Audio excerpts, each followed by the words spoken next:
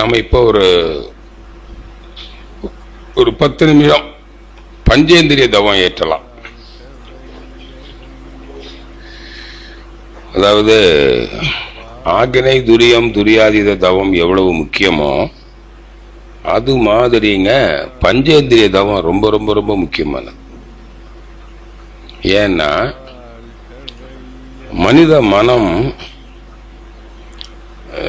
சிறு வயதிலேயே சிந்தனை திறன் ஓங்குவதற்கு முன்பே மனம் எங்க இயங்குதுன்னா புலன்கள்ல தான் இயங்குது. தொட்டு சுவைத்து முகர்ந்து பார்த்து கேட்டு அதுல இன்பங்களை தூய்க்கிறது. அந்த இன்பத்தில் ஒரு மயக்கம், அதுதான் பொருள் ஆசை, புகழ் ஆசை, அதிகார ஆசை ஆக மாறுகிறது. இதைத்தான் மாயைன்னு சொல்றோம். அப்ப அந்த புலன் மயக்கம் அப்ப எல்லாருடைய மனமும் புலன்கள்ல தான் முதல்ல இயங்கும். அங்க ஒரு பதிவு ஏற்படும், அந்த பதிவின் வழி செல்லும். அது சிந்தனை திறன் ஓங்குகிற போதுதான் அது புலன் கடந்து இயங்க முடியும். அது மறை பொருட்களை உணரணும். அப்பதான் அந்த பழக்கத்திலிருந்து விடுபடும். இப்போ அந்த சிந்தனை திறன் ஓங்கும் வரையில புலன் அளவிலேயே இயங்கிச்சு பாருங்க. அதுதான் ஒரு நீண்ட கால பழக்க பதிவாகி அந்த பதிவிலே தான் போகும். அதுதான் இப்ப வாழ்க்கை துன்பங்கள் பழக்கப்பதிவு அப்படின்னு சொல்லி விளக்கம் கிடைச்சாலும் அதுபடி வாழ முடியல. அதனால விளக்க வழி வாழ்வதற்கு இன்னும் அறிவுல உயர்வதற்கும் தான் மறைபொருள் உணர்வு, அதுதான் தவம் செய்யறோம். இதுவரைக்கும் அழுத்தம், ஒலி ஒளி சுவை வாசனை உணர்ந்த அனுபவம் இருந்தது. இப்போ மறைபொருள் அனுபவத்துக்கு ஆக்னை துரியம் துரியாய தவம் கொடுத்தோம். ஆனாலும் மீண்டும் அந்த புலன் உணர்வு நிலைக்கு வரும்போது அந்த பதிவிலே இழுத்துக்கிட்டு போகும். அதான் சொல்றாங்க, காட்டானே மீதேறி கடைத்தெறிவே போகையிலே நாட்டார் நமை மறித்து நகை புரிவர் என்றோ. அப்ப இந்த புலன் பதிவுகளை அப்படியே வச்சுக்கிட்டு இருந்தா அதுலதான் திரும்ப ஓடும். இந்த பதிவை மாத்தணும். இந்த பழக்கப்பதிவு முன்னோர்கள் செய்த வினைப்பதிவு வித்தில் உண்டு, மூளையிலே உன் செயலின் பதிவு அனைத்து உண்டு, பின்னே நீ செய்வினைக்கு புலனைந்தும் இயக்கி பெற்ற பழக்கப்பதிவு உண்டு. இந்த பழக்கப்பதிவுலாம் எந்த மன அலைச்சூழல்ல பதிவாயிருக்கும்? அந்த உணர்வு நிலை, அது பேட்டா வேவ்னு சொல்றோமே, ஒரு நொடிக்கு 14 சுழல்களுக்கு மேலே ஓடுனதுனால ஏற்பட்ட பதிவுகள் இங்க இருக்கு. இப்ப அதை எப்படி மாத்துறது? மன அலைய இந்த புலன்களில், இந்த உறுப்புகளில் 14க்கு கீழே குறைச்சி பழகணும். அதான் அதுக்கு ஒரே வழி. அதனாலதான் தோல், நாக்கு, மூக்கு, கண், காதுகளில் அந்த உணர்வும் பகுதி இருக்கு இல்லைங்களா? தோல் முழுதும் உணருது. நாவில் இந்த டேஸ்ட் பட்ஸ், நாக்குல மேல் பகுதி, மூக்குல இந்த உள்பக்கம், கண்கள்ல விழி, கருவிழின்னு சொல்றோம், காதுகள்ல உள்ள செவிப்பறைன்னு ஒண்ணு இருக்கு. இதெல்லாம் செல்கள், அந்த செல்கள்ல தான் பதிஞ்சிருக்கு. இப்ப அதே செல்களில் மன அலைய குறைச்சா இந்த பதிவு மாறும்.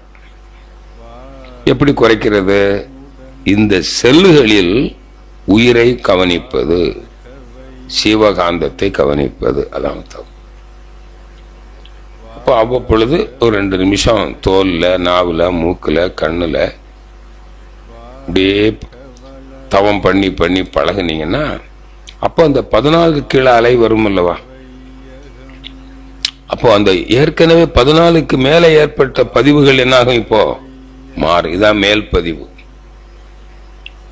இப்ப நாம பேசுறோம், ஒரு கேசட்ல ரெக்கார்ட் ஆகுது, டேப்ல, அது மேல இன்னொருவருடைய பேச்ச பதிவு பண்ணா அது மாறிடுது. அது மாதிரி மேல்பதிவு மாதிரி 14 சுழல்களுக்கு மேலே ஏற்பட்ட பதிவுகளை 14 சுழலுக்கு கீழே பழக்கிறது தான் இந்த புலன் மயக்கத்திலிருந்து விடுபடுவதற்கு அற்புதமான பயிற்சி. இது எனக்கு தெரிய வேற எந்த யோக நூல்கள்லையும் எங்கேயுமே இல்லைங்க. சாமிஜி தான் வச்சிருக்காங்க, வேதாத்ரி. இது ஒரு சிறந்த தவம். அதே மாதிரி இந்த பஞ்சபூத நவகிரக தவம் இருக்கு பாருங்க, அதுவும் ஒரு ரொம்ப அற்புதமான தவம். மன விரிவுக்கு, இயற்கையை புரிந்து கொள்வதற்கு, இந்த இயற்கையோடு உயிர்கலப்பு பெறுவதற்கு ஒரு அற்புதமான தவம். இதெல்லாம் இந்த அளவுக்கு யாரும் வடிவமைத்து கொடுக்கல. அதனால இதை கூட நான் தவம் செய்யற போது இந்த பஞ்சபூத நவகிரக தவத்தையும் பஞ்சேந்திரி தவத்தையும் ஒரே நேரத்தில் சேர்த்தே செஞ்சிருவேன். ஒரே சிட்டிங், இடத்தை மருள் காப்ப சொல்லிட்டு பஞ்சபூதம் அப்படி கடைசியில் பஞ்சேந்திரி தவம் முடிச்சிருவேன் நான். இது ரொம்ப பயனுள்ள தவம்ங்க. அப்ப இதுல இருந்து என்ன பலன் கேட்டீங்கன்னா, மனக்கட்டுப்பாடு வரும், புலன் கட்டுப்பாடு வரும். எளிதாக இந்த மனசை கட்டுப்படுத்தி, அந்த சித்தர்கள் சொல்றாங்க இல்லையா, நாட்டார் நம்மை மறித்து நகை புரிவர் என்றோ, அப்ப அது ஒத்து வந்துடும். அப்பதான் புலன்கள் அறிவுக்கு கட்டுப்படுகிறது அப்படின்னு சொல்றோம். புலன் கட்டுப்பாடுன்னு சொல்லி இது எவ்வளவு மதிப்புள்ள தவம் பாருங்க. அது மட்டும் இல்ல, எந்த உறுப்பை நம்ம அதிகமா பேட்டா அலை நிலையில உபயோகப்படுத்துறோமோ, உணர்ச்சி நிலைகள்ல, அங்க என்ன ஆகுங்க, அணு அடுக்கு சீர்குலையும். இப்ப அதிக நேரம் பகல் எல்லாம் கண்ணு பார்த்துக்கிட்டே இருக்குது எதையோ, அப்போ அங்க அல்லது கொஞ்சம் அதிகமான வெளிச்சத்தை பார்க்குறீங்க, அதிகமான ஓசையை கேட்குறீங்க, இந்த சுவை வாசனை இதெல்லாம் அனுபவிக்கும் போது அங்க சுழல் வேகம் அதிகரிக்கும் போது அந்த செல்கள் என்ன ஆகுங்க, உலண்டு போயிடும். அப்ப அணு அடுக்கு ஒன்னு கவ்வி பிடிச்சிக்கிட்டு இருக்குது பாருங்க, அதெல்லாம் தளர்ந்துரும். அப்படி தளர்ந்ததுன்னா வயசு ஆக ஆக சீக்கிரமா அந்த உறுப்புகள்லாம் தளர்ந்து போயிடும். அதனாலதான் வயசாகிற போது கண்ணு தெரியறது இல்ல, காது கேட்கறது இல்ல, வாசனை திறன் குறையுது, நாவுக்கு சுவை திறன் குறையுது, ஸ்பரிச உணர்வெல்லாம் கூட குறைஞ்சு போயிடுது. அப்படி குறைஞ்சு போயிடுச்சுன்னா அப்புறம் நாம இந்த உலக இன்பங்களை அனுபவிக்க முடியுமா? ஒருத்தருக்கு 40 வயசுலேயே இதெல்லாம் போச்சுன்னு வச்சுக்க, உலகத்துல வாழ்ந்து என்ன பண்ண போறீங்க? உலக இன்பங்களை அனுபவிக்க வேண்டாமா? இறை உணர்வு பெற்றாலும் உலக இன்பங்களை அளவோட அனுபவிக்கிறதுக்கு தான் வந்து. இது யாரோ துறவிகள் என்பதுல விருப்பம் இல்லாம இருக்கலாம், எல்லாருக்கும் விருப்பம் இருக்கு. அதான் உலக இன்பங்களிலே அளவு கிட்டும், அதை அளவோடு அனுபவிக்கணும், ஆயுள் முழுவதும் அனுபவிக்கணும் இல்லைங்களா? அப்ப இடையில பழுதுபட்டு போச்சுன்னா நம்ம தொழில் செய்ய முடியாது. கண்ணு தெரியலன்னா தொழில் செய்ய முடியுமா? காது கேட்கல இல்லைங்களா, பொருள் ஈட்டுறதும் முடியாது. உலக இன்பங்களை அனுபவிக்க முடியுமா? பொருள் உறவு, பால் உறவு இன்பங்களை ஒன்றும் முடியாது. அப்போ இந்த உறுப்புகள் நம்முடைய வாழ்நாள் முழுவதும் நல்ல ஆரோக்கியமா இருக்கணும். அது கட்டுப்படவும் வேணும். இப்ப ஆரோக்கியமா இருக்கிறதுக்கு என்ன பண்றது? அங்க அணு அடுக்கு சீர்குலைந்து இருந்தால்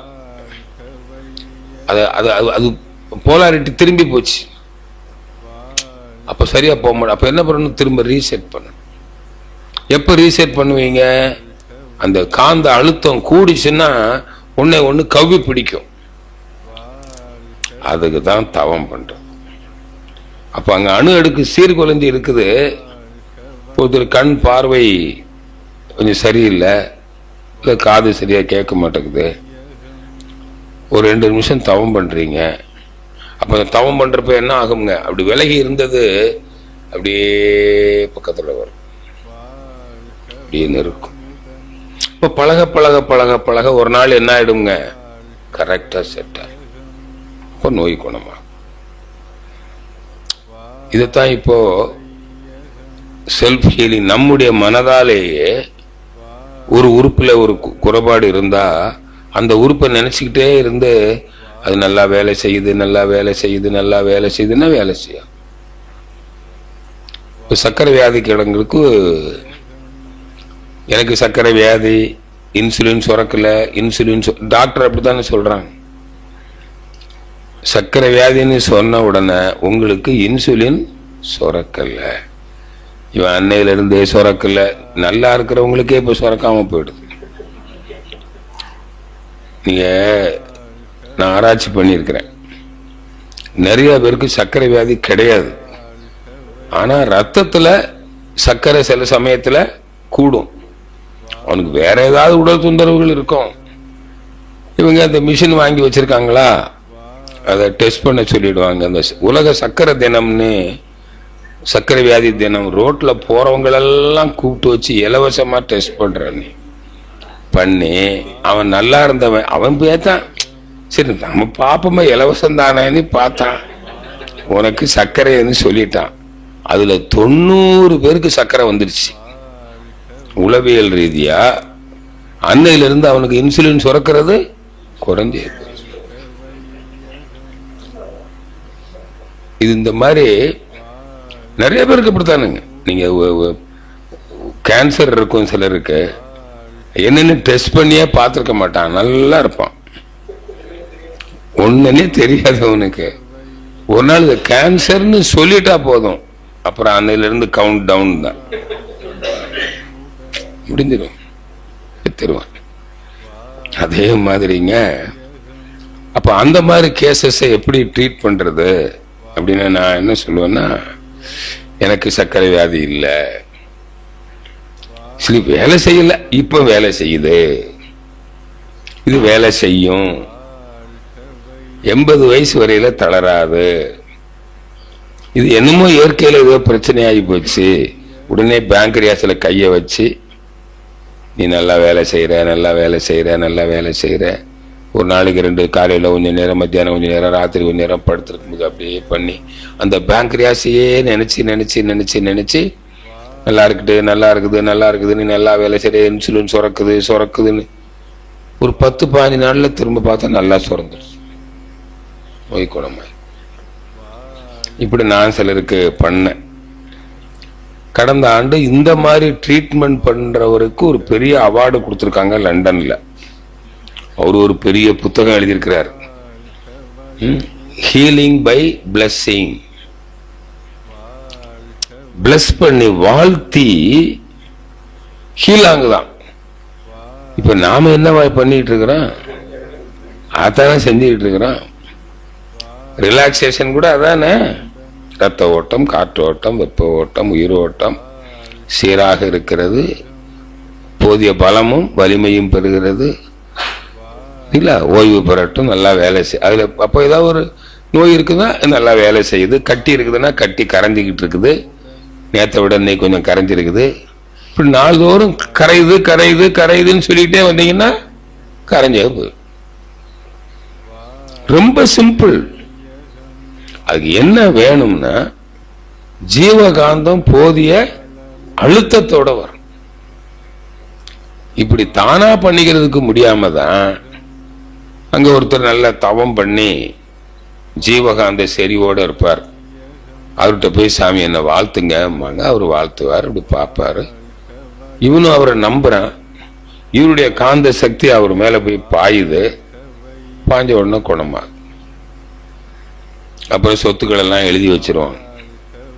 அப்படி எழுதி வச்சுதான் நிறைய பேர், இந்த நிறைய சாமியார்கள் இதெல்லாம் இப்ப நிறைய இருக்கிறாங்க, அந்த ஆனந்தா அது இதுன்னு நிறைய இருக்காங்க பாருங்க. அவங்க எல்லாம் இப்படி பண்றோம், அவங்ககிட்ட சக்தி இருக்கு, அந்த சக்தி இப்படியும் அவங்க கிட்ட பயனாகுது, மக்கள் அதை அதனால பயனடைந்தவங்க அவங்க பின்னாடியே போறாங்க. அவங்க மேல எத்தனை குற்றங்கள் சொன்னாலும் அவனுக்கு நன்மை வந்திருக்குது இல்ல. அவங்க அவங்க ஏதோ குற்றம் இருக்கட்டும், இவனுக்கு நன்மை இருக்கு. இது அவங்க பின்னாடி போறாங்க. அப்படிதான் உண்மை. அது மாதிரிங்க இப்ப நல்லா இந்த ரெண்டே விளக்கம். ஒண்ணு, அந்த பழக்க பதிவுகள் நீங்கி புலன் மயக்கத்திலிருந்து விடுபடும். இன்னொன்னு, அணு அடுக்கு சீர்குலைவு சீராகி அதுக்கு ஆரோக்கியம் கூடும், நீண்ட நாட்களுக்கு வேலை செய்யும். அப்படின்ற கருத்து மனதுல வந்துடுச்சுன்னா தவம் செய்யறதுக்கு நமக்கு ஆர்வம் வந்து. இப்ப காலையில துரியாதீத தவம் பண்ணும், அதுக்கு சில விளக்கங்கள்லாம் கொடுத்து உங்களுக்கு தவம், ஐயோ தவம் கண்டிப்பா பண்ணணும், இவ்வளவு நன்மைகள் இருக்குது அப்படின்ற ஒரு மன மாற்றம் வந்துடுது இல்லைங்களா. ஏதோ ஒரு மாதிரி தவம் பண்ணிக்கிட்டு இருந்தவங்களுக்கு கூட இனிமே கரெக்டா தவம் பண்ணணும். அதே மாதிரி காயகல்ப விளக்கம் சொன்னோம், கண்டிப்பா காயகல்பம் பண்ணணும். இப்ப என்னன்னா, இந்த கருத்து உங்க உள் மனதுல போய் பதிந்து புறமனதை ஆட்சி பண்ணு. எந்த ஒரு கருத்து நம்முடைய உள் மனதுக்கு பொருத்தமாக இருக்கிறதோ அந்த கருத்து தான் புறமனதுக்கு ஒரு அந்த ஆளுமையாக அமையும். அதுக்காகத்தான் விளக்கங்கள் கொடுக்கிறோம். இப்ப விளக்கம் எதுவுமே கொடுக்காம தவம் பண்ணுங்க, காயகல்பம் பண்ணுங்க, பஞ்சேந்திரிய தவம் பண்ணுங்க, உங்களுக்கு உடல் நலம்லாம் வந்துடும், கண்ணு நல்லா தெரியும், காது கேட்கும், இந்த பதிவுகள்லாம் நல்லா மன கட்டுப்பாடு வந்துடும் அப்படின்னு சொன்னதை நம்பி எல்லாரும் செய்ய மாட்டாங்க. முற்காலத்துல வேணா செஞ்சிருக்கலாம், இந்த காலத்துல சின்ன குழந்தை கூட எதை சொன்னாலும் ஏன் அது எப்படி. ஏன்னா அப்பெல்லாம் சிந்திக்கிற திறமை இல்லை. அப்ப இருந்த மூளை வேற, இப்ப இருக்கிற மூளை, நம்ம மூளையை விட நம்ம குழந்தைகள் மூளை லேட்டஸ்ட். சரிங்களா? அது என்னெல்லாம் பண்ணுது. இந்த மூளை எவல்யூஷன், மூளை பரிணாமம் நிகழ்ந்து கொண்டே இருக்கிறது. உடல் செல் பரிணாமம் என்றோ நின்று விட்டது. இப்போ கிட்டத்தட்ட 2 மில்லியன் வருடம் ஆயிருக்குது மனிதன் தோன்றி அப்படின்னு சொல்றாங்க. 2 மில்லியன் ஆண்டுகளுக்கு முன்னால முதல் மனிதன் உடைய தோல் செல் எப்படி இருந்ததோ, சதை செல் எப்படி இருந்ததோ, எலும்பு செல் எப்படி இருந்ததோ அதே போலதான் இப்பவும் இருக்கு. இருதய செல் எப்படி இருந்ததோ அப்படித்தான் இப்பவும் இருக்கு. ஆனா மூளை செல் மட்டும் அப்படி இல்லை. நம் பெற்றோர்களை விட மூளை செல்லை விட நம்முடைய மூளை செல் தரத்துல உயர்ந்திருக்கு. நம்ம விட நம்ம குழந்தைகள், பேர குழந்தைகள், இது ஒரு நிகழ்ச்சி நடந்துகிட்டே இருக்கு. கிரகாம்பல் தான் டெலிபோன் கண்டுபிடிச்சாரு. அவருக்கு இப்போ செய்யற மொபைல் போன் செய்ய தெரிஞ்சுதா? அந்த மூளை திறமை இருந்ததா? இல்லையே. ஏன்னா அவரு மூளை அவ்வளவுதான். அப்ப இப்ப இருக்கிறவங்களுடைய மூளை முன்னால் இருந்த விஞ்ஞானிகளோட மூளையை விட உயர்ந்த தரம் இருக்குதா இல்லையா? இதே மாதிரி. அப்ப இன்னைக்கு இருக்கிற அறிவு நிலைக்கு மக்களுக்கு சரியான விளக்கம் கொடுக்காம அவங்க செய்ய மாட்டாங்க. இப்ப இங்க மனவளக்கலையில எதுக்கு இந்த வகுப்பு நடத்துறோம்? நீங்க உடல் பயிற்சி செய்யணும், காயக்கல்பம் பண்ணணும், தவம் பண்ணணும், அறநெறிகளை கடைபிடிச்சு வாழணும். உடல் நலத்துக்கான அறநெறி, பொருள் வளத்துக்கான அறநெறி, நட்பு நலத்துக்கான அறநெறி. அதுக்கு இந்த 3 அறநெறி இருந்தாலும் போதாது. இறைநிலையை பற்றிய, இயற்கையை பற்றிய அறிவு. இந்த 4 பிரிவுல நம்ம அறிவுல உயரணும். அந்த அறிவு வந்தாதான் இதை கடைபிடிப்பீங்க, என்ன கடைபிடிக்க மாட்டீங்க. அதுக்காக தான் இப்ப விளக்கம் சொல். இப்ப பஞ்சேந்திரிய தவம்னா என்ன? 5 உணர் கருவிகளில் உயிரை கவனித்தல், அவ்வளவுதான். ஆக்னையில உயிரை கவனிக்கிற மாதிரி 5 உணர் கருவிகளிலும் உயிரை கவனித்தல் போதும். அப்புறம் ஆக்னையில கொஞ்சம் நேரம் கவனிக்கிறீங்க, துரியத்துல கவனிக்கிறீங்க, உடல் முழுதும் பரவ விட்டு கவனிக்கிறீங்க. இப்ப சங்கல்பத்தோட நிறைவு செஞ்சுக்கலாம். தவம் செய்யலாமா? ரைட், நல்லா நிமிர்ந்து அமர்ந்துக்குங்க.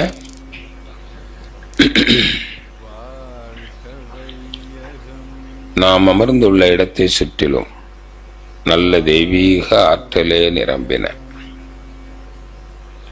நாம் அமர்ந்துள்ள இடத்தை சுற்றிலும் நல்ல தெய்வீக ஆற்றலே நிரம்பின. நாம் அமர்ந்துள்ள இடத்தை சுற்றிலும் நல்ல தெய்வீக ஆற்றலே நிரம்பின. அருள் பேராற்றல் உடலிலே உயிரிலே அலையலையாக பாய்வதை உணர்கிறோம். அருள் பேராற்றல் உடலிலே உயிரிலே அலையலையாக பாய்வதை உணர்கிறோம். அருள் பேராற்றல் உடலிலே உயிரிலே அலை அலையாக பாய்வதை உணர்கிறோம். அருள் பேராற்றல் இரவும் பகலும் எல்லா நேரங்களிலும் எல்லா இடங்களிலும் எல்லா தொழில்களிலும் உறுதுணையாகவும் பாதுகாப்பாகவும் வழி நடத்துவதாகவும் அமையுமாக. அன்னைக்கு வணக்கம், தந்தைக்கு வணக்கம், ஆசான் அருள் தந்தை வேதாத்ரி மகரிஷ் அவர்களுக்கு வணக்கம். தவம் பஞ்ச இந்திரியம்.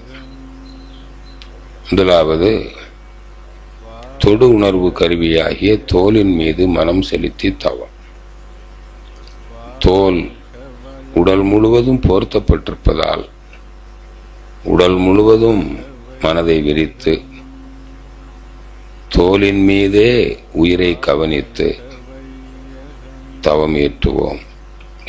தலையிலிருந்து பாதம் வரையில தோல் பகுதியில கவனிச்சுக்கிட்டே வாங்க.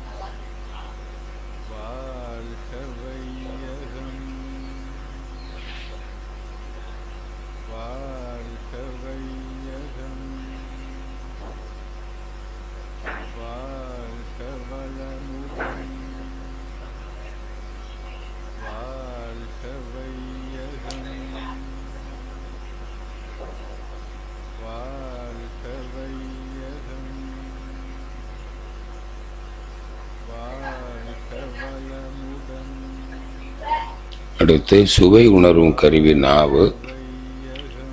நாவின் சுவை உணரும் பகுதியில் மனம் செலுத்தி தவம். நாவின் மேல் பரப்பில் மனம் செலுத்தி தவம் ஏற்றுவோம்.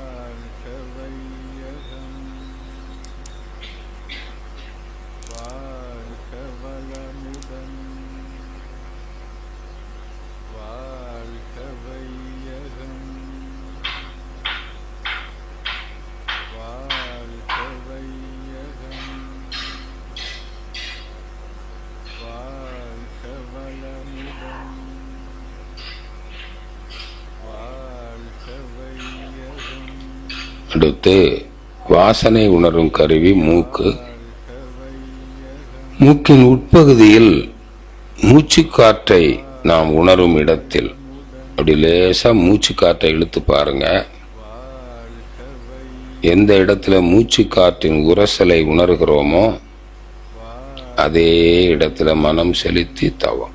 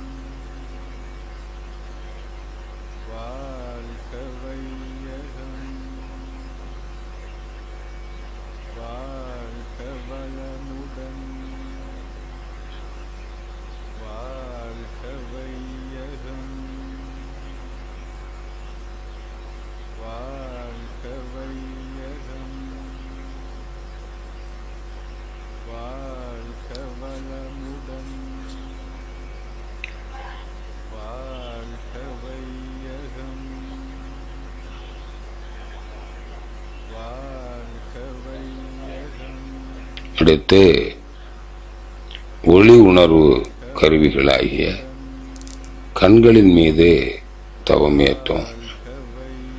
2 கண்களையும் உயிராற்றலால் ஆன ஒரு கோட்டின் மூலம் இணைத்துக் கொள்ளுங்கள். அதாவது உயிர் சக்தியை ஒரு கோடு போல் பாவனை செய்து 2 கண்களையும் இணைத்து அந்த கருவிழிகளை மனதால் நினைந்து இணைத்து அந்த கோடு போன்ற உயிராற்றலின் மீது மனம் செலுத்தி தவம்.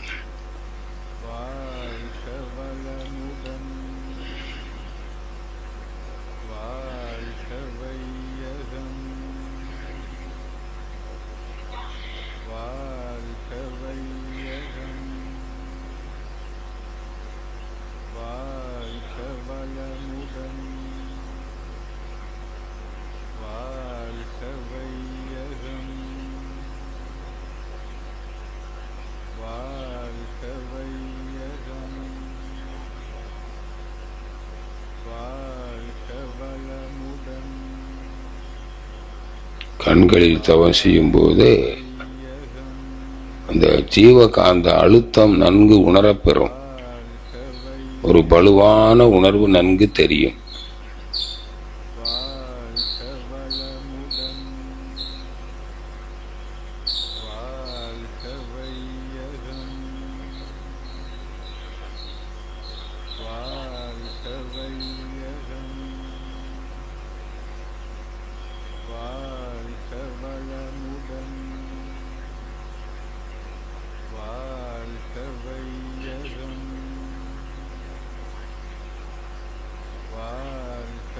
அடுத்து காதுகளின் மீது தவம். 2 காதுகளின் உட்பகுதியையும் கோடு போன்ற உயிராற்றலால் இணைத்துக் கொள்வோம். அந்த கோடு போன்ற உயிராற்றலின் மீது மனம் செலுத்தி தவம். இப்பொழுது காதுகளின் உட்பகுதியிலே ஒரு அழுத்தமான உணர்வு தெரியும்.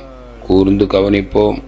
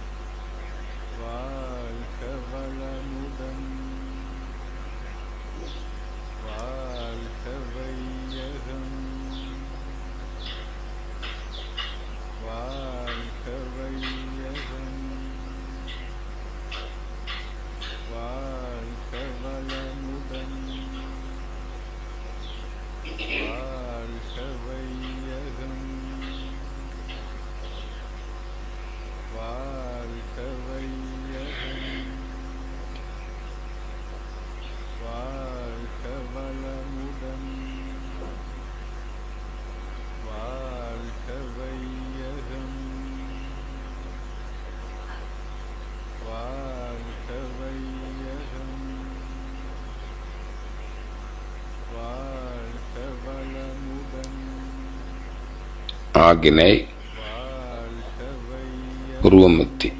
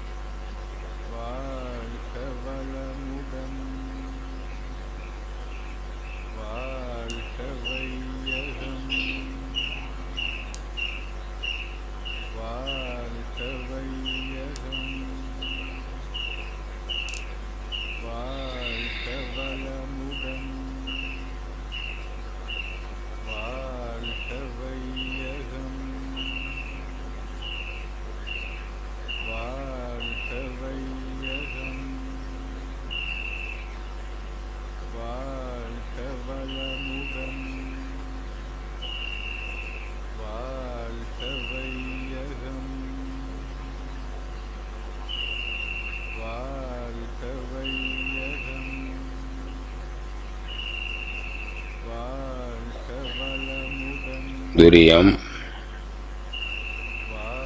உச்சந்தலை பகுதி முழுவதும் ஒரு சக்கரம் சுழல்வது போல உயிராற்றல் சுழந்து கொண்டிருக்கிறது. அந்த சுழற்சியின் உரசலை நாம் உணர்கிறோம்.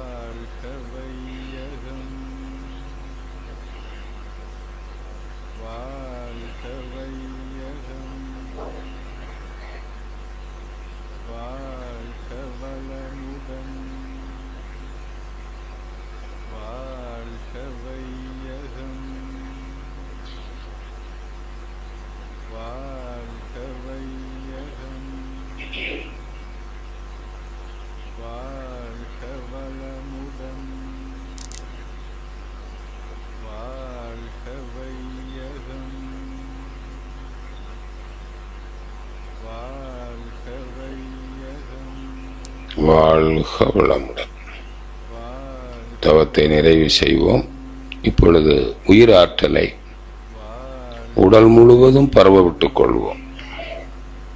உச்சந்தலிலிருந்து தலை, கழுத்து, தோள்கள், கைகள், மார்பு, வயிறு, இடுப்பு, தொடைகள், கால்கள், பாதங்கள் வரையில் மனதை விரித்து உயிராற்றலை கவனிப்போம். உடல் முழுவதும் உயிர் துகள்களையே கவனிப்பது. உடலும் உயிர் துகள்களால் ஆனது, உயிரும் விண் துகள்களால் ஆனது.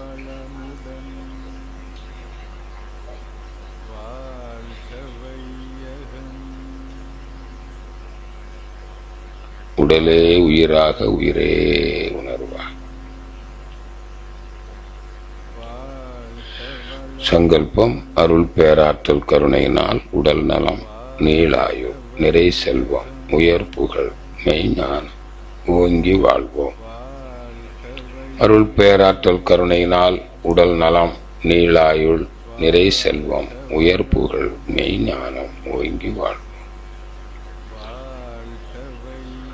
அருள் பேராற்றல் கருணையினால் உடல் நலம், நீளாயுள், நிறை செல்வம், உயர் புகழ், மெய்ஞானம் ஓங்கி வாழ்வோம். வாழ்க வையகம், வாழ்க வையகம், வாழ்க வளமுடன். நம் மனதில் அமைதி நிலவட்டும், நம்மை சுற்றிலும் அமைதி நிலவட்டும், உலகம் முழுவதும் அமைதி நிலவட்டும். அமைதி, அமைதி, அமைதி. நிறைவு செய்து கொள்வோம்.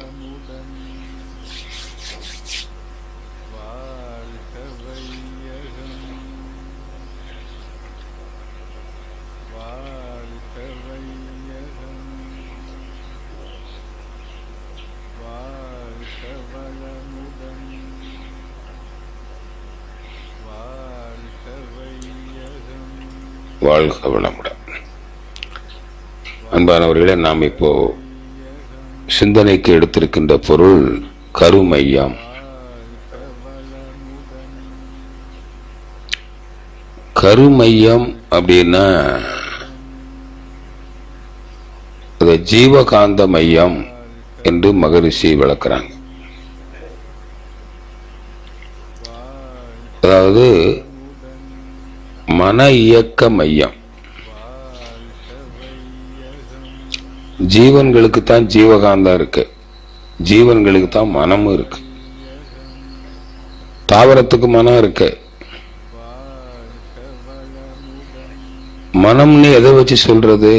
உணர்தல். உணர்வு இருந்தாலே மனம். தாவரம் தொடுவதை உணர்ந்து கொள்ளும், தொடு உணர்வு, அதை உணர்ந்து கொள்ளும். சீவகாந்தம்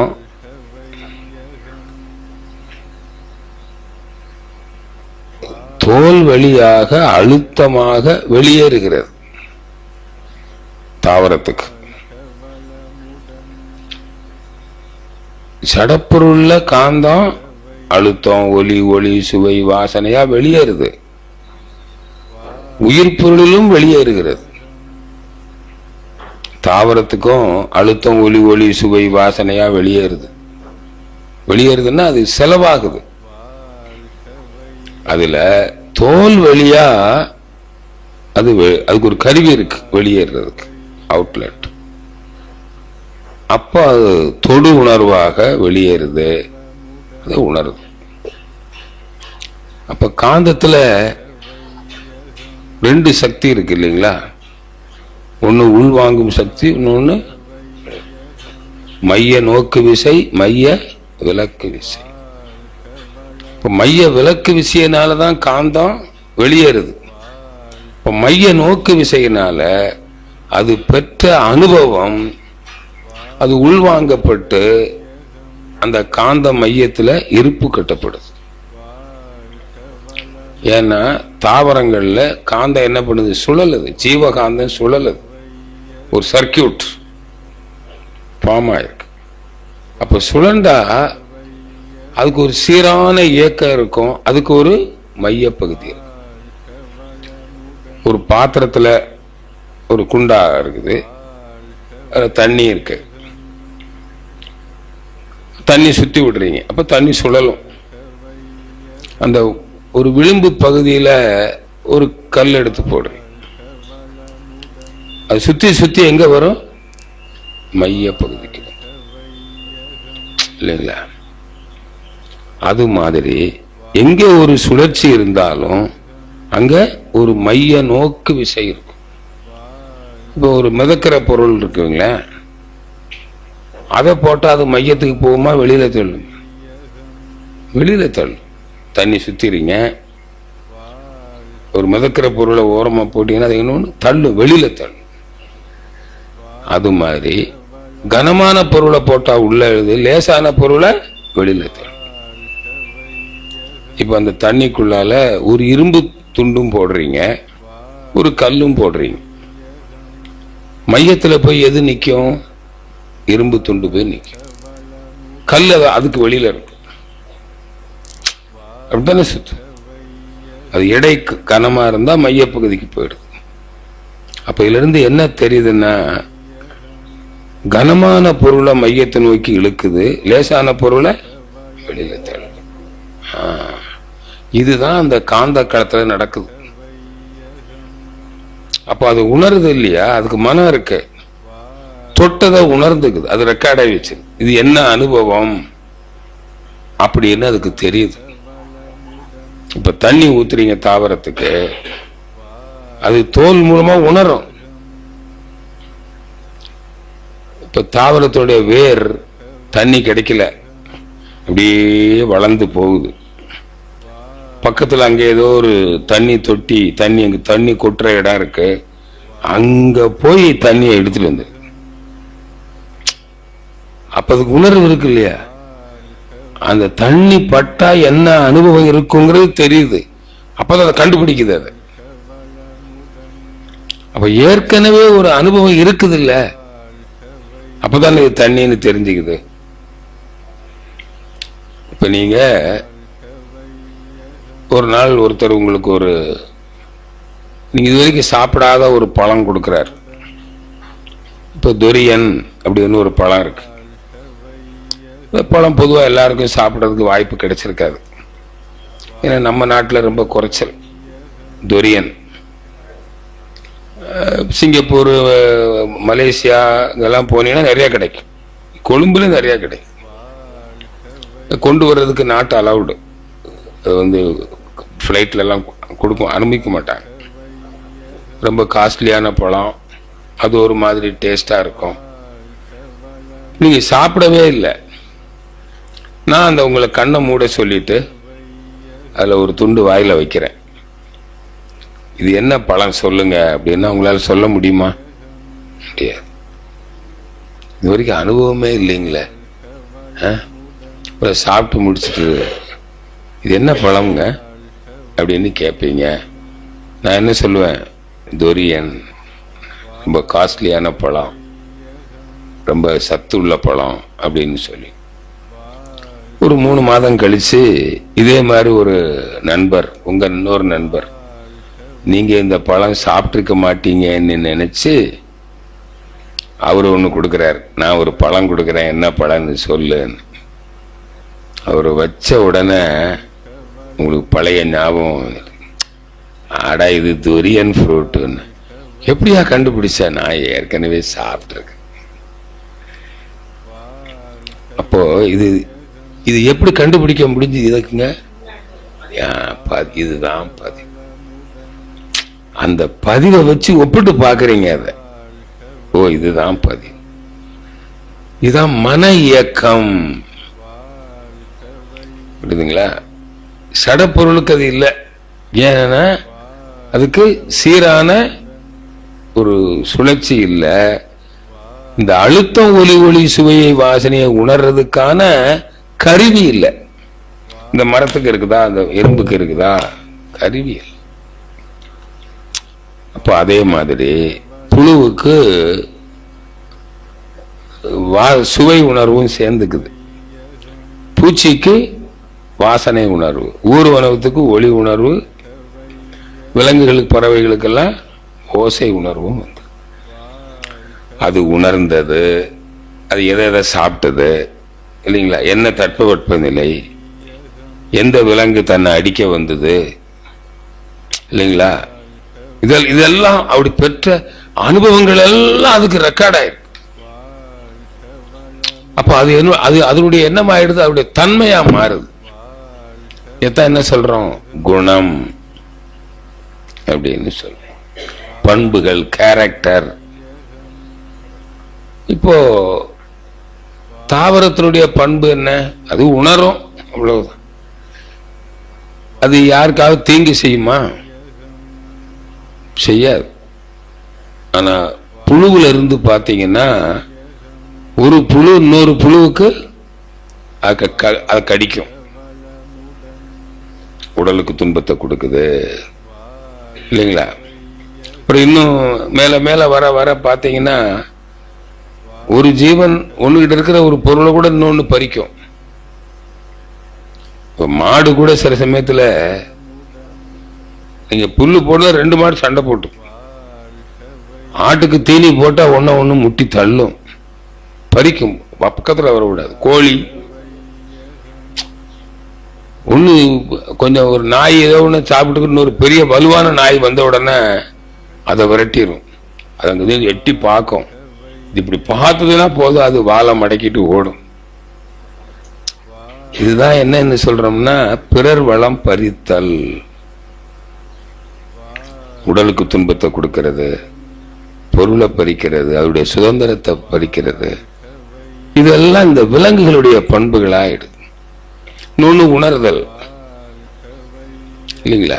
உணர்தல், உணரும் திறன் ஒண்ணு இருக்குது. இது என்னதுன்னு புரிஞ்சுக்கும். இது அழுத்தம், இது ஒலி, இது சுவை, வாசனைன்னு புரிஞ்சுக்கும். தூக்கணாங்குருவி கூடு கட்டுது. அது இயற்கையிலே அது சிந்திச்சு கட்டல. அது இயற்கையே, இறைவனே அது கூடு கட்டுற அறிவை கொடுத்துருக்கு. அப்படித்தான் கூடு கட்டும். எப்பவும் ஒரே மாதிரிதான் கட்டும். இது எங்கேயும் கத்துக்கிட்டு வரல, சிந்திச்சு கட்டல. இதுக்கு பேரு இன்ஸ்டிங்க்ட், இயற்கை அறிவு, சிந்தனை அறிவு அல்ல. அப்ப இந்த மாதிரி ஒரு கேரக்டர் இருக்கு. கடைசியில மனித குரங்கா வந்துருச்சு. இப்படித்தானே வர்றான் மனிதன். புல்லாகி புழுவாகி பூச்சியாகி ஊர்வனவாகி கால்நடையாகி இந்த கால்நடைகளில் மனிதனாக வருவதற்கு ஒத்த விலங்காகி அந்த விலங்குகள் இணைஞ்சதுல மனிதன் வந்துட்டான். சடனா மாறிடுச்சு இல்லைங்களா? இப்ப எப்படி தாவரத்திலிருந்து புழு வருது இல்ல, அது மாதிரி இது இறைவனுடைய ஒரு திட்டமிட்ட செயல். மனிதன் வந்துட்டான், அவனுக்கு மூளை திறன் கொஞ்சம் அதை விட ஒவ்வொரு உலகுக்கும் கொஞ்சம் திறன் கூடி இருக்கு இல்லைங்களா? ஆனா மனிதனாக வந்த போதும் அவனுக்கு உணவை உற்பத்தி செய்து வாழுகிற அறிவு அந்த முதல் மனிதனுக்கே வந்திருக்குமா? வந்திருக்காது. மனித உருவத்தில் விலங்கு மாதிரியே பிறருடைய பொருளை பறிச்சு வதை செய்து வாழ்க்கை சுதந்திரத்தை அழிச்சுதான் வாழ்ந்திருப்பான். அது அவனிடம் பதியுது. அப்புறம் சிந்தனை திறன் வருது. சிந்திச்ச போது அது அந்த அவங்களுடைய மூளைத்திறனை பொறுத்து சிலர் என்ன பண்றாங்க, பறிக்கிறது இல்லை. அவங்களுக்கு தான் அந்த அன்பு கருணை எல்லாம் வருது. எப்போ தொழில் செய்கிற அறிவு வந்துருச்சு. எல்லாருக்கும் தொழில் செய்கிற அறிவு வராது. இந்த காட்டுவாசிகளிலேயே சிலர் தான் விவசாயம் செஞ்சு தொழில் செஞ்சு ஈட்டியிருப்பான். எல்லாருக்கும் வராது, பறிப்பான். ஏன்னா அங்கேயும் அந்த தொழில் அறிவு வர்றதுக்கு கொஞ்சம் காலம் ஆகும். இளம் வயசுல 17-18 வயசு அதுக்கு முன்னாடி கிடைக்கலன்னா என்ன பண்ணுவான்? திருடுவான். சினிமாவில எல்லாம் பாம்பு காமிக்கிறாங்களே, சிறு வயதுல டீ கடையில போய் திருடுவான். அந்த டீ கடைக்காரன் வெந்நியை ஊத்துவான். இவன் வருங்காலத்துல பெரிய ரவுடி ஆயிடுவான். பாத்தீங்கன்னா அவனுக்கு தொழிலே அதாகி போய்.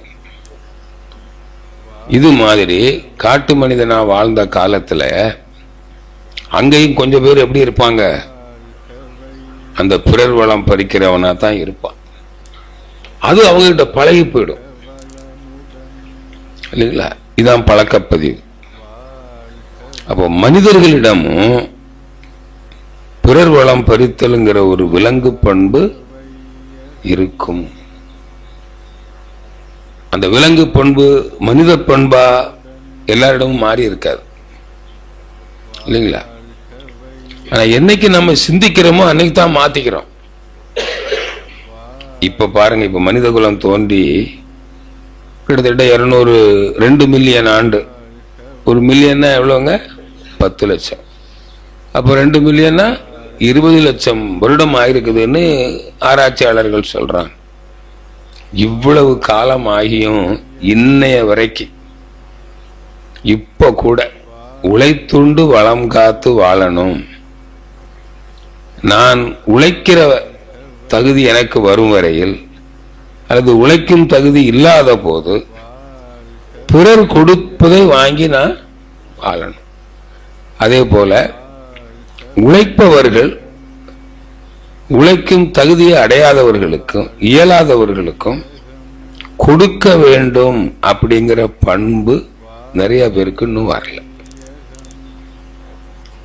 அதனாலதான் இப்போ பொருளாதார பிரச்சனை, பொருள் பிரச்சனை. இந்த பொருள் பிரச்சனையினாலதான் உறவு கெட்டு போச்சு. ஆமா, இந்த அன்பு இல்லை. இன்னொரு பக்கம் பொருள் ஈட்டுகிற அறிவு இல்லை. பொருள் ஈட்டுற அறிவும் இல்லை, அன்பும் இல்லை. இன்னொருத்தர்கிட்ட பொருள் ஈட்டுற அறிவு இருக்குது, இன்னொன்னு என்ன இல்லை? அன்பு இல்லை. ஈட்டுறவங்க கிட்ட அன்பு இல்லை, ஈட்ட முடியாதவங்க கிட்ட ரெண்டுமே இல்லை. அறிவும் இல்லை, அன்பும் இல்லை. அதனாலதான் தனக்கு ஈட்ட முடியல. அன்பு இருந்தா என்ன பண்ணுவான்? பிறட பறிக்க மாட்டான் இல்லைங்களா? அப்படி அன்பு வந்துருச்சுன்னா நான் பறிக்க கூடாது, நான் உழைச்சி பொருள் ஈட்டணும் அப்படிங்கிற எண்ணம் வந்துடும். பார்த்தீங்களா? அப்ப ரெண்டு பேருக்குமே என்ன குறைபாடுன்னா அன்பு குறைபாடு தான் குறைபாடு. பொருளை பறிக்கிறவனுக்கும் அன்பு இல்லை, பொருளை ஈட்டினவனுக்கு கொடுக்கிறதுக்கு அன்பு இல்லை.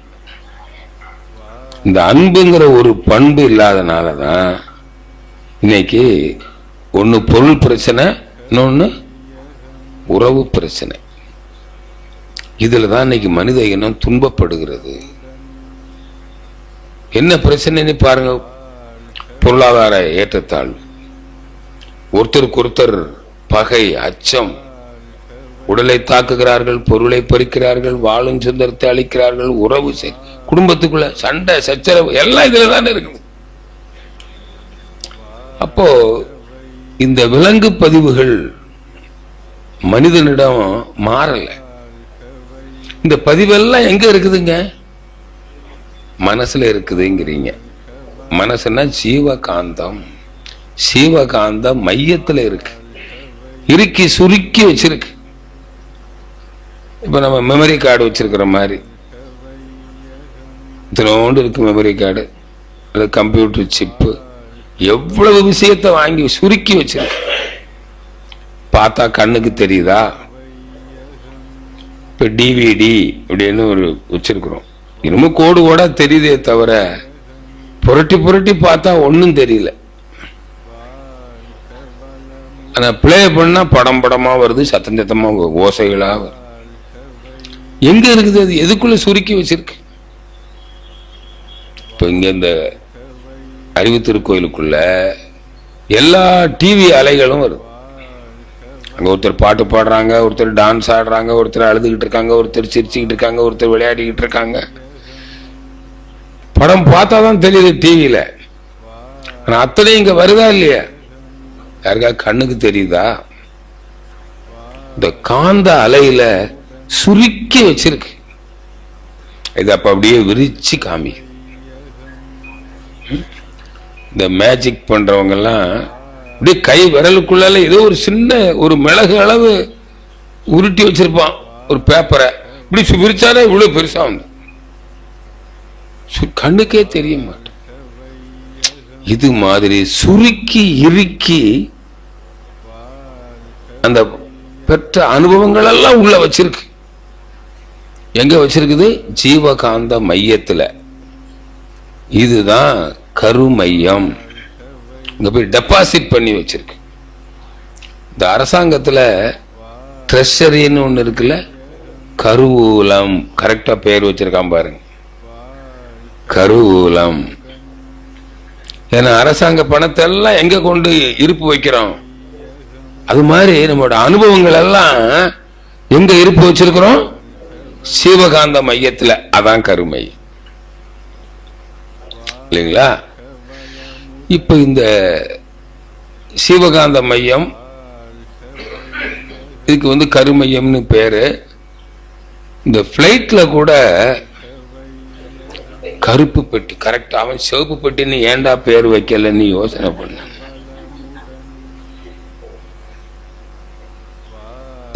வைஸ் மென் திங்க் அலைக், ஒரே மாதிரியே சிந்திப்பார்கள். அவன் தெரிஞ்சோ தெரியாமல் கரெக்டா அந்த இறைநிலை அதுக்கு பேர் வைக்கும். என்ன பேர் வைக்கலான்னு போச்சா, இந்த இறைநிலை உள்ள இருந்து என்ன சொல்லுது அவங்க கிட்ட? பிளாக் ஒய்யே. ஏன்னா யார் இருக்கா உள்ள? சுருக்கி வைக்கிறது யாரு? நான் தான். இறைநிலை என்ன பண்ணுது? தன் இருக்க சூழ்ந்த, தன்னை இருக்கும், கம்ப்ரஸ் பண்ணும், சுருக்கும். அப்ப மையத்துல சுருக்கி வைக்குதுன்னா எது சுருக்கி வைக்குது? இறைநிலை தான் சுருக்கி வைக்குது. எங்க சுருக்கி வச்சிருக்குது? அதே இறைநிலையில் தான் சுருக்கி வச்சிருக்கு. சுருக்கியதும் இறைநிலை, சுருக்கி வைக்கப்பட்ட இடமும் இறைநிலை. இப்ப இறைநிலை என்ன கலரு?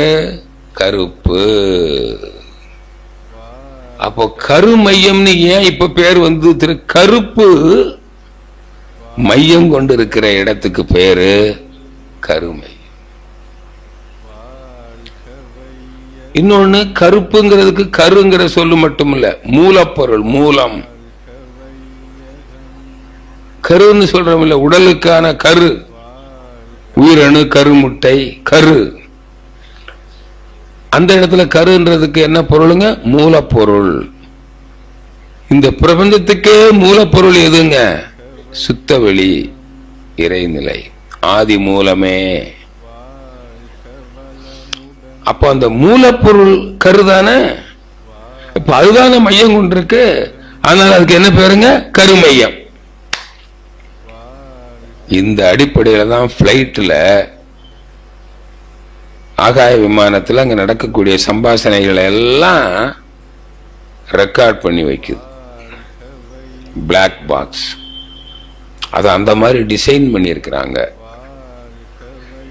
அது அழிவதில்லை. ஒரு ஏர் கிராஷ்ல ஏரோப்ளேன் பகுதிகள் எல்லாம் உடைஞ்சு நொறுங்கி எரிஞ்சு போனா கூட அந்த பிளாக் பாக்ஸ் மட்டும் என்ன ஆகிறது இல்லையா? ஒன்னும் ஆகிறது. சரீரம் அழிந்து போகும், கருமையம். அந்த கருமையத்துக்கு ஆன்மீக துறையில வச்சிருக்கிற பேர் என்னங்க? ஆன்மா. தெய்வத்துக்கு பேர் ஆன்மா தான். அந்த தெய்வமே தான் எங்க இருக்குதுங்க? அங்க எல்லாம் இருக்கு. அதனால இதுக்கு பேர் என்னங்க? ஆன்மா. அப்ப தெய்வம் அழியுமா? அதத்தான் சொன்னாங்க, ஆன்மா அழியாதது. பாருங்க, எல்லாம் பெரியவங்க சரியா சொல்லி வச்சிருக்கிறாங்க. நமக்கு இப்பதான் புரியுது. கருமையம்னு ஏன் பேரு வச்சாங்க, ஆன்மா அழியாததுன்னு ஏன் பேரு வச்சாங்க, எப்படி?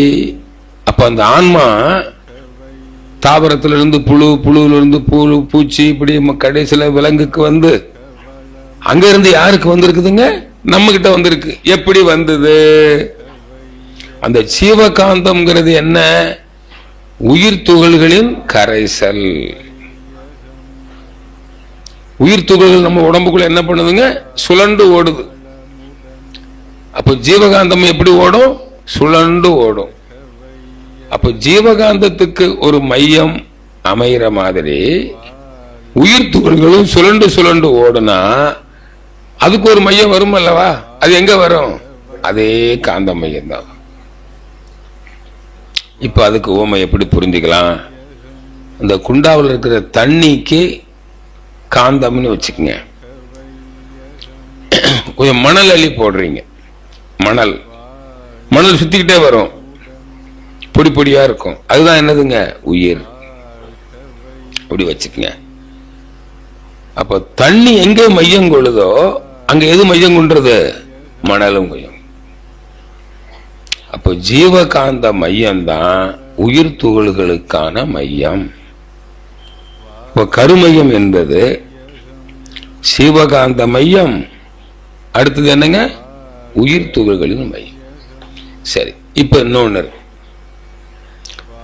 இந்த உடல் இருக்கு இல்லைங்களா? உடல் செல்லுகளால் ஆனது. இந்த செல்களில 7 வகையான தாதுக்கள் இருக்கு. ரசம், ரத்தம், சதை, கொழுப்பு, எலும்பு, மஜ்ஜை, சுக்கிலம். அதுல கடைசியா வர்றது என்னதுங்க? சுக்கிலம். அதான் என்னது? வித்து. இது என்னன்னா, அணுக்கள் நெருங்கி நெருங்கி நெருங்கி நெருங்கி துணிவு பெற்று இருக்குது வித்து குழம்பு. அதுக்கு கிராவிட்டி அதிகம், அடர்த்தி. அப்ப இந்த 7 தாதுக்களில் எது கனமானது? எது கனமானதுங்க? வித்து, கரு. அதனாலதான் ஒரு செல்லுல மத்தியில போய் இருக்கு, ஒரு செல்லுக்கு மத்தியில போய் இருக்கு உட்கரு, பிளாசம். அப்ப உடல் முழுதும் ஜீவகாந்தம் ஓடுனா இங்கே மிச்சமா இருக்கிற வித்து குழம்பு செல்கள்ல மிச்சமா இருக்கிறது அந்த எக்டோபிளாசமா வருது இல்லையா? மத்தியில் இருக்கிறது வெளியே வருது. இந்த வித்து குழம்பு எங்க மையம் கொள்ளும்? மிச்சமாகிற போது 14 வயசுக்கு மேல அதே இடத்துக்கு வந்து காலையில பார்த்தோம். 14 வயதுக்கு மேல மிச்சமாவது பால் சுரப்பிக்கு வருதுன்னா அது மைய பகுதியில வந்து பண்ணி அது கருமை வித்து குழம்பா வருதுன்னு வச்சுங்க. இப்போ இந்த வித்து குழம்பு எதால் ஆனது? அதுவும் அணுக்களால் ஆனது. அதுலயும் காந்தக்களம் இருக்குமில்ல. அந்த வித்து குழம்புலயும் உயிர் துகள் இருக்குமில்ல. இருக்குமா இருக்கா? இப்ப ஸ்பேம் உண்டாகுது, உயிரணு கருமுட்டை உண்டாகுது. அதுல வித்துக்குழம்புங்கிற ரசாயனமும் இருக்கு, உள்ளுக்குள்ள என்ன இருக்குது? உயிர் துகள்களும் இருக்கு, காந்தமும் இருக்கு. அப்ப அதுல இருக்கிற காந்த களத்துல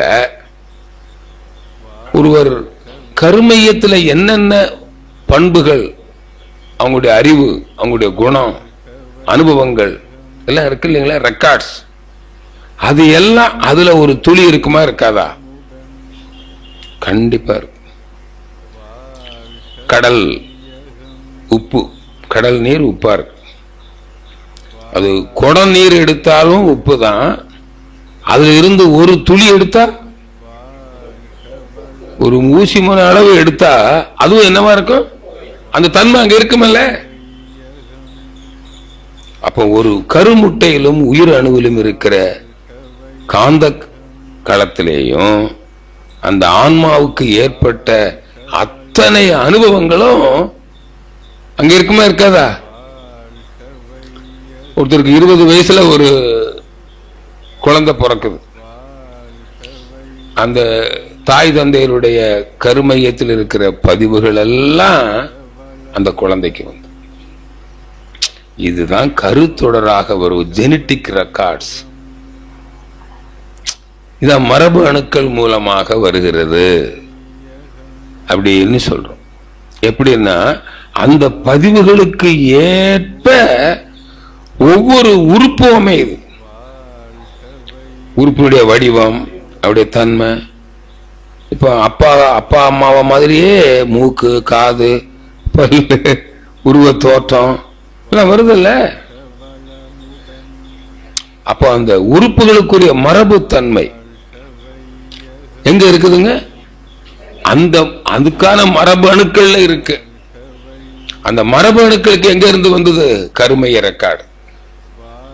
இதான் மரபு அணுக்கள் மூலமாக நமக்கு அந்த பதிவுகள் வருகிறது அப்படின்னு சொல்ல. இப்ப மனிதனா வந்துருச்சு. மனிதனா வந்து என்ன செய்யறோம்? பொருள் ஈட்டுகிறோம்,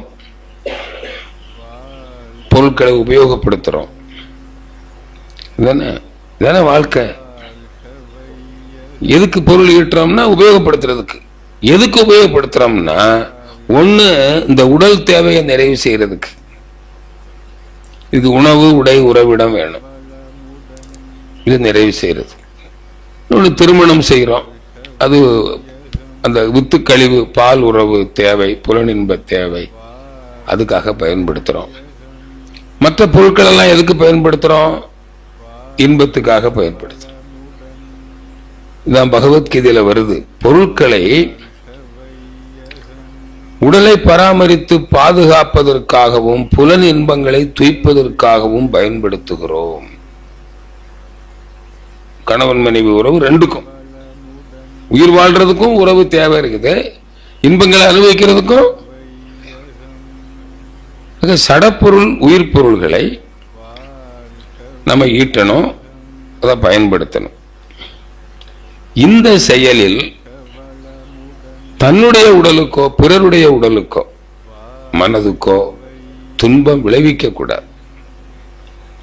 அப்படி துன்பம் விளைவித்தால் அவங்களுடைய உதவி நமக்கு கிடைக்காது.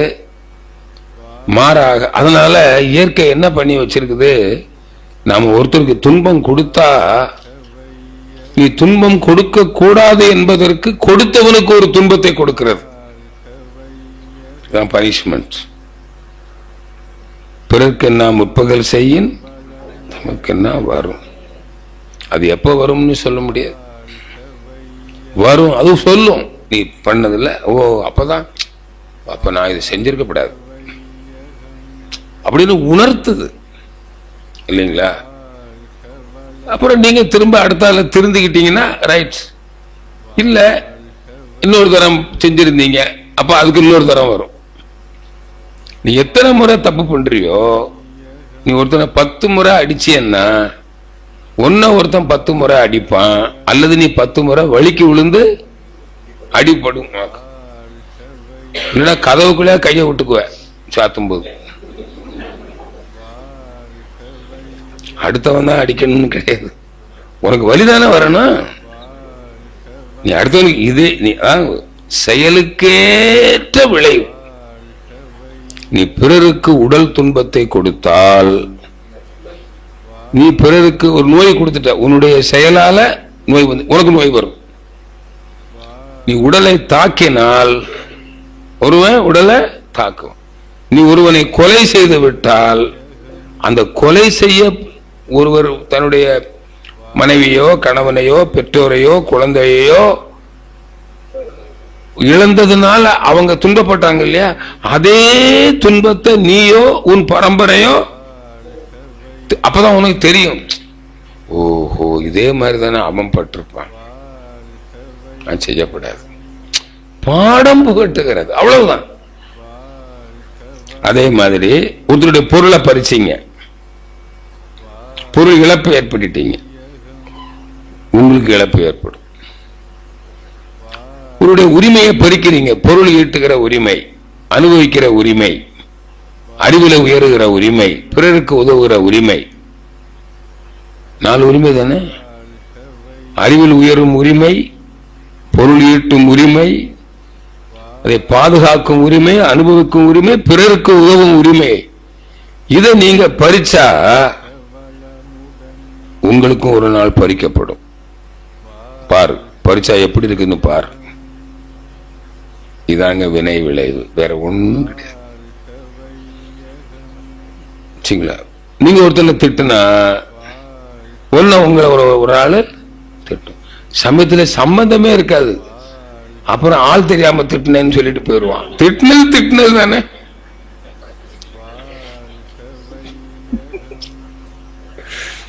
இது மாதிரிங்க, இது மட்டும் வச்சுக்கங்க. நமக்கு நாமே செய்த தவறுகளை நமக்கே செஞ்சிருவோம். உணவு, உழைப்பு, உறக்கம், பால், உறவு, எண்ணம், இதுல அளவு முறை மீறும் போது நமக்கு நாமே உடம்பை கெடுத்துக்கிறோம் இல்லைங்களா. அப்புறம் நாமளே ஒரு பொருளை கை தவறி போட்டு உடைச்சிடலாம், அது நீக்கி பண்ணிக்கிட்டீங்க, அதோடதான். சொல்ல முடியாது, நீ பிறருடைய பொருளை கூட பண்ணிருப்ப, இன்னைக்கு 8ல சனி வந்திருக்கும், கவனம் இல்லாம நீ கீழே போட்டு உடைச்சிருப்ப. ஒண்ணு உன்னுடைய கவனக்குறைவினாலேயும் இருக்கலாம், அல்லது பிறருக்கு செஞ்சதுனாலையும் இருக்கலாம். எப்படியோ நீ தவறு செய்யாம உனக்கு துன்பம் வராது. இவ்வளவுதானுங்க உண்மை. அதனால்தான் வினை விதைத்தவன் வினை அறுப்பான், திணை விதைத்தவன் திணை அறுப்பது. உன் கையின் பிரயாசத்தை நீ சாப்பிடுகிறாய். என்னைக்கு வரும் என்பது நமக்கு தெரியாது. இப்ப துன்பங்கள் 3 வகையில வரும். ஒண்ணு உடல் பிரச்சனையா வரும், இல்லைன்னா பொருள் பிரச்சனை, இல்லைன்னா உறவு பிரச்சனை. ஒருத்தர் மனைவி மீது அன்பு இல்லாம, அந்த சகிப்புத்தன்மை, தியாகம், இதெல்லாம் வேணும் மனிதனுக்கு. பொறுத்து கொள்ளுதல் அப்படிலாம் இல்லாம மனைவியை ரொம்ப கொடுமைப்படுத்துறார். அதனுடைய விளைவு என்ன ஆகும்னா, இவருடைய மகனுக்கு அதே மாதிரி ஒரு மனைவி வருவா. என் பையனுக்கு ஏண்டா இப்படி வந்ததுன்னா, உன் பையனுக்கு வந்தாலும் வரும், பேரனுக்கு வந்தாலும் வரும், அது 7 தலைமுறைக்குள்ள வரும்னு சாஸ்திர நூல் சொல்லுது. வந்தே தீரும். அதே மாதிரி சில பெண்கள் மனைவியர்கள் கணவன்மார்களை கொடுமைப்படுத்துறாங்க. அவருடைய விளைவு பாருங்க, நிறைய இப்பவே பார்க்கலாம். அவங்கள பொண்ணை கல்யாணம் பண்ணி கொடுத்துருப்பாங்க, அங்க போய் அழும், அவஸ்தப்படும். நீ உன் புருஷனை படுத்தின பாட்டுக்கு அதுல எல்லாம் இப்ப சிலருக்கு அவங்க கண்ணுள்ள காலத்திலே வந்துருது. ஏன்னா அது அவ்வளவு சீரியஸா பண்ணி இருக்குது, யூனிட் அதிகமாயி போச்சு. ஆமா, அது மெச்சூர் ஆயிடுச்சு. ஆமா, அந்த டைம் வந்தாச்சு. சிலர் அப்படி இல்லை, பின்னாடி வரும், எப்ப வரும்னு தெரியாது. இது சாமிஜியும் சொல்லுவாங்க, சாஸ்திர நூல்களையும் சொல்லப்பட்டிருக்கிறது. நீ செய்த தவறுகளுக்கு உடல் நோயாகவோ பொருள் பிரச்சனைகளோ உறவு பிரச்சனைகளோ எப்ப வரும் என்பது உனக்கு தெரியாது. பீலிபை சாகாடும் அச்சிரும் அப்பண்டம் சால மிகுத்து பெய்யும். எப்ப அந்த அந்த தராசு தூக்கு அது வரைக்கும் இருக்கும் அல்வாட்ல. அது கூட இயற்கை ஏன் இப்படி வச்சிருக்குது தெரியுங்களா? அதுக்குள்ளால அவன் திருந்தி நல்ல செயலை செய்யறதுக்கு ஒரு வாய்ப்பு கொடுக்குதுங்க. அதனால்தான் என்ன சொன்னாங்க, தெய்வம் நின்று கொள்ளும். இது உண்மை. சிலர் இவ்வளவு அக்கிரமம் பண்றான், அநியாயம் பண்றான், ஆண்டவன் பார்த்துக்கிட்டா இருக்கிறான். அதுக்கு என்ன தெரியும், அவன் செஞ்ச பாவம் இன்னும் அந்த தராசு தூக்குற அளவுக்கு வரல. ஆட்சி மாறின உடனே வந்துடும்.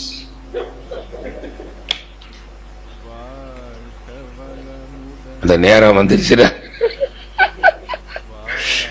அது கரெக்டா ஜோதிட சாஸ்திரத்தில் இருக்குங்க. அதான் அந்த பிளானட்ஸ் பாக்குறேன். உனக்கு நல்ல நேரமா கெட்ட நேரமா? அந்த கெட்ட நேரம் எப்ப வருதோ அப்போ பாவம் இருந்தா துன்பம் வந்துடும். பாவம் இல்லைன்னா 8ல சனி வந்தாலும் 7.5 சனி வந்தாலும் உனக்கு துன்பம் வராது. எனக்கு ஒரு முறை ஒருத்தர், ஒரு அஸ்ட்ராலஜர், நான் முன்னால அடிக்கடி இந்த வேடிக்கையா பார்ப்போம். இந்த கோயில்களில் போனா ஓசில ஜோசியம் பார்க்கலாம். ஏன்னா ஜோசியர்கள் வருவாங்க, ஆடிட்டருடனே இலவசமாகவே பார்த்து சொல்லுவாங்க. எப்பவுமே கூட பக்கத்தில் வச்சிருப்பேன். அப்படி நிறைய பார்த்துட்டு இருந்த பிறகு ஒரு நாள் ஒருத்தர் பார்த்துட்டு, அப்பா 7.5 வருஷத்தை கஷ்டப்பட்டு கழிச்சிட்டீங்க, என்னங்க என்ன உங்களுக்கு இப்பதாங்க 7.5 சனி முடிஞ்சிருக்குதுன்னா. 7.5 வருஷமா எனக்கு ஒன்றும் தெரியலீங்க, நான் நல்லா தானே இருக்கிறேன், புண்ணிய ஆத்மா நீங்க, அதனாலதான் அப்படி இருந்திருக்குதுங்க. ஓ, அப்புறம் சொல்றான், ஓ உங்களுக்கு பூர்வ புண்ணிய ஸ்தானாதிபதி உச்சமா, அப்ப உங்களை ஒண்ணும் பண்ணாது. ஏன்னா அங்க புண்ணியம் என்ன ஆயிருக்குதுங்க, ஓங்கி நிக்குது, டெபாசிட் இருக்குதுங்க. இவன் எல்லாருக்கும் சொல்ற மாதிரி 7.5 சனி உங்களை இப்பதான் விட்டுருக்குங்க. ஐயோ பாவம், 7.5 வருஷமா நாய் படாத பாடுபட்டிருப்பீங்க. ஒரு பாடும் படலன்னு நான் நல்லா தான் இருக்கிறேன். இப்ப புரிஞ்சுக்கிட்டீங்களா? அதனாலதான் நம்ம செய்யற செயலுக்கெல்லாம் அப்ப அந்த விளைவை யாரு கொடுக்கிறா? இறைவன் எங்க இருக்கிறான்? நம்ம செஞ்சதுக்கு ரெக்கார்டு எங்க இருக்குது? கருமையத்தில் இருக்கு. அப்ப இறைவன் அங்க இருந்து பார்த்து, அவன் தான் எழுதி வைக்கிறான், அவன் தான் பார்த்துக்கிட்டே இருக்கிறான். சித்திரபுத்தனும் அவன் தான், யமனும். நாம புரிஞ்சுக்கிறதுக்காக யமன் சித்திரபுத்தன்கிட்ட கேட்பானா, எப்படி ஆளை முடிச்சிடலாமா சாமி, கணக்கு பார்த்து சொல்றேன். எனக்கு சித்திரபுத்தன் கணக்கு பார்ப்பானா? இருக்கிறதெல்லாம் ஒருத்தன் தான். நல்லா கவனிங்க. அதனாலதான் இறை நீதி, அந்த கருப்பன், அந்த இறைவன் நம்ம செய்யற செயலெல்லாம் பார்த்துக்கிட்டே இருக்கிறான். எங்க இருந்து பார்க்கறான்னா கருமையத்துல இருந்து பார்க்கறான். நாம எங்கேயோ கோயில் இருந்து பார்க்கறான். கோயில் கதவு சாத்தியாச்சு, சாமிக்கு தெரியாதுன்னு நினைக்கிறான். இன்னொருத்தன் சொல்றான் மேல இருக்கிறாங்கிறான். மேல இருந்து ஒருத்தன் பார்த்துக்கிட்டு இருக்கான். மேல என்ன இருக்குதுங்க? கருப்பு தான் இருக்கு. இப்ப புரியுதா? ஆனா அந்த கருப்பு எங்க இருக்குதுங்க? அதான் சொன்ன, நாம ஏதாவது தப்பு பண்ணும்போது நம்ம உள் மனதுக்கு தெரியாம செய்ய முடியுமா? யாரும் அப்படின்னு பார்ப்பான், யாரும் பார்க்கல, எடுத்துக்கிட்டு போயிடலாம். ஒருத்தருக்கு தெரியாதுன்னு எடுத்துக்கிட்டு போறான். ஆனா உள்ளுக்குள்ள இருந்து ஒண்ணு சொல்லுது, எடுக்காத எடுக்காத. உடனே இது நீ கம்முன்னு கடை, நீ தூக்கி. நீதிபதி முன்னால போய் நிறுத்தினா, நீ திருடுனியாப்பா? இல்ல சாமி. அது உள்ள சொல்லுது, இவன் தான் திருடுனா. அப்புறம் அவங்க விசாரிக்கிற மாதிரி விசாரிச்ச உடனே எல்லாம் சொல்லிவிடும். கொஞ்சம் சாராயம் வாங்கி கொடுத்து ஃப்ரீக்வன்சியை மாத்தின உடனே குடியாரன் தான் உண்மையை பேசுவான்னு இவரை சொல்றான் பாருங்க. எல்லாம் அப்ப யார் பேசுறா? உள்மனம் பேசுது. எங்க எடுத்தேன், எப்படி எடுத்தேன், எங்க வச்சிருக்கிறேன் பாருங்க. உண்மை உறங்காது. அதனாலதான் நான் கூட ஒரு நாள் யோசனை பண்ணேன், இந்த கருப்பன் தான் நீதிபதி, அதனாலதான் நீதிமன்றத்தில் நீதிபதிகள் எல்லாம் கருப்பு கோட்டு போட்டிருக்கான்டா. கரெக்டா போட்டிருக்கான் கருப்பு கோட்டு.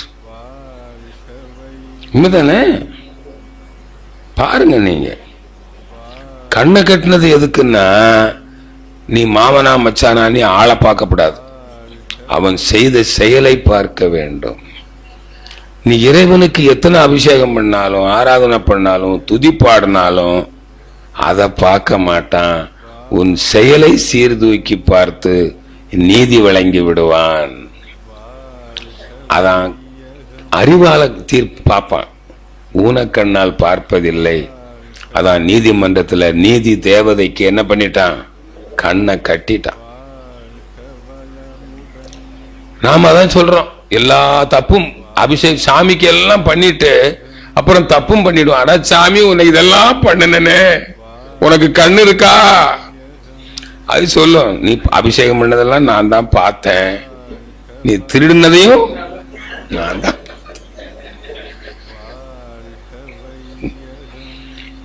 நீங்க இதான் செயலுக்கேற்ற விளை. அப்போ கருமையம் என்பது எதுன்னா, நீதி வழங்கும் நீதிமன்றம். சாமிஜி சொல்றார் கருமை. அப்ப அந்த கருமையத்தில் இருக்கக்கூடிய பதிவுகள் தான் நம்முடைய வாழ்க்கை துன்பங்களுக்கெல்லாம் காரணம். 3 வகை துன்பம்: உடல் பிரச்சனை, பொருள் பிரச்சனை, உறவு பிரச்சனை. அப்போ அந்த ஜீவ காந்தம், அந்த கவலைகள் வரும்போது, உணர்ச்சி வயப்பட்ட மனநிலை வரும்போது சிவகாந்தம் அழுத்தமா இருக்குமா? அது உடனே போகும், வீக். இப்ப ஜீவகாந்தம் அழுத்தம் குறைஞ்ச உடனே வோல்டேஜ் குறைஞ்சிரும். வோல்டேஜ் குறைஞ்சா கருவிகள் வேலை செய்யாது, நோய் வந்துடும். அப்பதான் சொல்றோம், கெட்ட குணங்கள் இருக்கிறவங்க, கெட்ட எண்ணம் இருக்கிறவங்களுக்கெல்லாம் நோய் வருது, பொருள் பிரச்சனை வருது, உறவு பிரச்சனைகள் வருது. அப்ப அவனுக்கு நல்ல எண்ணம் இல்லை. இப்ப நல்ல எண்ணமே தானே செயலா வருது. அப்ப நம்ம வாழ்க்கையை நிர்ணயிப்பது எதுங்க? நம்முடைய எண்ணமும் செயல்களும். எண்ணமும் பதியும்.